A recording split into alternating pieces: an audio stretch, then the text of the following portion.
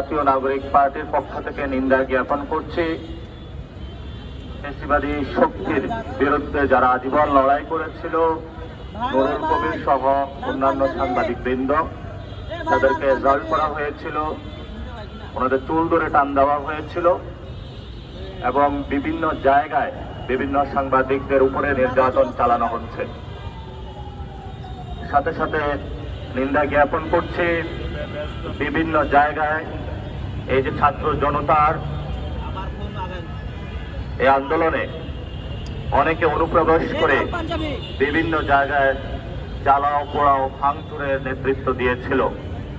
আমরা জাতীয় নাগরিক পার্টির পক্ষ থেকে নিন্দা জানিয়ে রাখলাম। আমরা গণতান্ত্রিক এবং অহিংস রাজনীতির পক্ষে, আমরা সহিংস রাজনীতির বিপক্ষে। যেই আদর্শটা আমাদেরকে শিখিয়ে গিয়েছিলেন শরীফ উসমান বিন হাদি, উনি গড়ার কাজ করেছিলেন, ইনকিলাব কালচারাল সেন্টার প্রতিষ্ঠা করেছিলেন, উনি ছায়ানটের বিরুদ্ধে গড়ার কাজ করেছিলেন, নতুন কালচারের জন্ম দিয়েছিলেন, কিন্তু উনি কখনো ছায়ানট ভাঙতে যান নাই। এই জন্য পুরো দেশের যারা তরুণ সমাজ রয়েছে, 18 কোটি জনতা রয়েছে, আমরা তাদেরকে আহ্বান জানাবো, শান্তিপূর্ণভাবে রাজপথে অবস্থান করুন। কি দাবিতে অবস্থান করবেন সেটা আমাদের সামনে স্পষ্ট। প্রথমত, গত 15 বছরে আমাদেরকে গণতন্ত্র থেকে বঞ্চিত করা হয়েছে।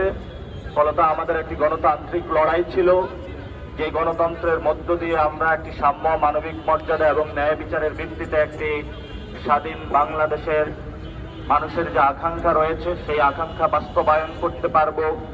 সাথে সাথে গত 53 বছরে বাংলাদেশের মানুষকে, বাংলাদেশের জনগণকে যে ভারতের কাছে বর্গা দেওয়া হয়েছিল, সেই জায়গা থেকে বাংলাদেশকে নিয়ে এসে একটি স্বাধীন পররাষ্ট্র নীতির মধ্য দিয়ে বিশ্ব মঞ্চে বাংলাদেশকে সগৌরবে প্রতিষ্ঠা করব। এই আকাঙ্ক্ষা বাস্তবায়ন নিয়ে আমরা বিপ্লবে নেমেছিলাম। একটি সরকার গঠন হয়েছিল। এরপরে আমরা একটি গণতান্ত্রিক উত্তরণের জন্য একটি পার্টি গঠন করি।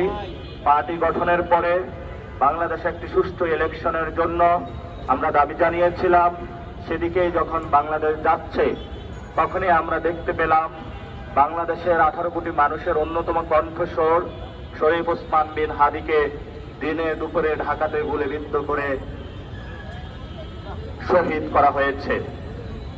উসমান হাদি আজকে ঢাকা এয়ারপোর্টে বিদেশ থেকে অবতরণ করবেন। ওনার লাশ 6টায় আমাদের জাতীয় নাগরিক পার্টির পক্ষ থেকে আমাদের মাননীয় সদস্য সচিব এবং দক্ষিণাঞ্চলের মুখ্য সংগঠক যথাক্রমে আখতার হোসেন এবং হাসনাত আব্দুল্লাহ এয়ারপোর্টে লাশ রিসিভ করার জন্য গিয়েছেন।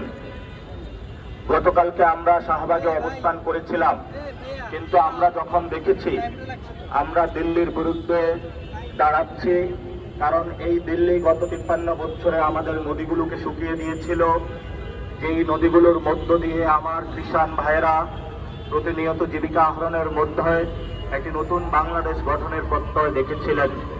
গত 53 বছরে এখানে আমরা দেখেছিলাম কাঁটাতারের বেড়াতে আবদ্ধ করে আমার বোন ফেলানির লাশ ফেলানো হয়েছিল।